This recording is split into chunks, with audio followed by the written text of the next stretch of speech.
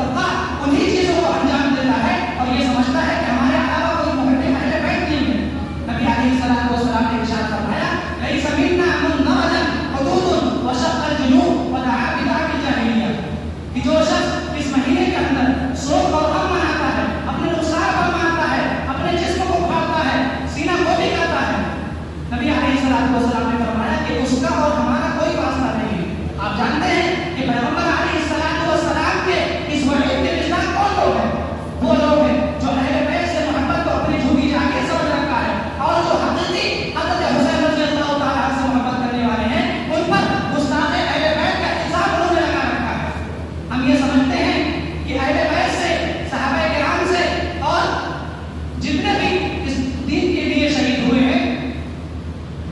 ان سے حقیقی محبت و تعلق کا معیار ان کے طریقے زندگی کو اپنانا ہے، ان کے اخلاق کو اپنے اندر اپنانا ہے، ان کے اخلاق و کردار کو اپنے اندر اپنانا ہے، ان کے جذبے سے سبق لینا ہے۔ حقیقی محبت کے معیار نہیں ان کے ہیں، لیکن آج کل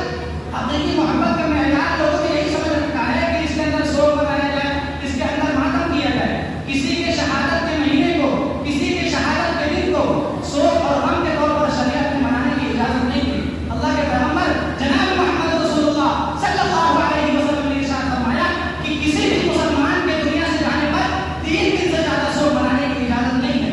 سوائے اس بیوی کے جس کا شوہر اس دنیا سے چلا گیا ہو، اس کے لیے تو 4 مہینے 10 دن سوگ منانے کی اجازت ہے۔ اس کے علاوہ دنیا سے کتنی بھی بڑی سے بڑی شخصیت دنیا سے چلی گئی، ان کے لیے 3 دن سے زیادہ سوگ منانے کی اجازت شریعت نے نہیں دی ہے۔ اگر گنجائش ہوتی شریعت کے اندر تو آقائے نامدار تاجدار مدینہ سرکار دو عالم صلی اللہ علیہ وسلم کے اس دنیا سے جانے پر جو صحابہ کرام رضی اللہ تعالیٰ عنہم اجمعین کے سامنے آئے، اس دن سے زیادہ مشکل اور کٹھن دن اس امت پر نہ آیا ہے نہ آئے گا۔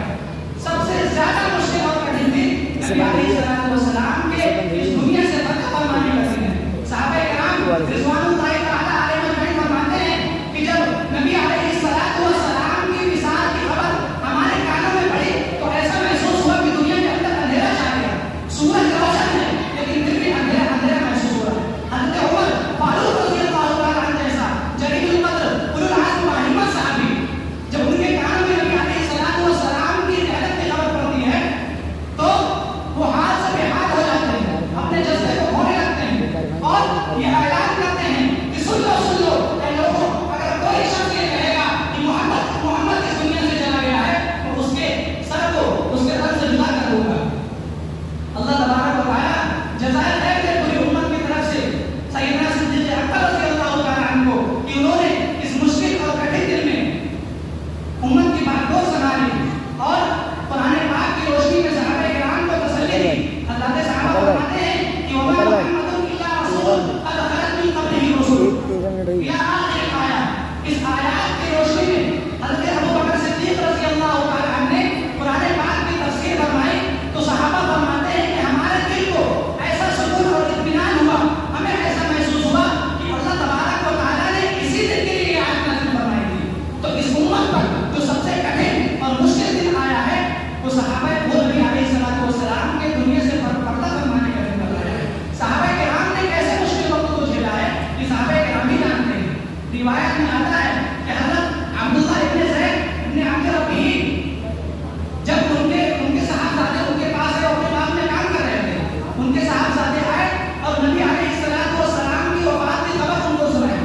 تو وہ پریشان ہو جاتے ہیں اور اسی وقت اللہ تبارک و تعالیٰ کی بارگاہ میں اپنے ہاتھ اٹھاتے ہیں اور کہتے ہیں کہ اے اللہ، میں نے اپنے ان آنکھوں سے نبی علیہ الصلوۃ والسلام کے جمال کو دیکھا ہے، میں نے ان آنکھوں سے نبی علیہ الصلوۃ والسلام کے چہرے انور کو دیکھا ہے اور نبی علیہ الصلوۃ والسلام اس دنیا سے چلے گئے ہیں، اب میں اپنی ان آنکھوں سے کس کو دیکھوں گا؟ اے اللہ، آپ میری ان آنکھوں کی پوری بصارت کو چھین لیجیے۔ وہ اللہ تبارک و تعالیٰ نے ان کی دعا کو قبول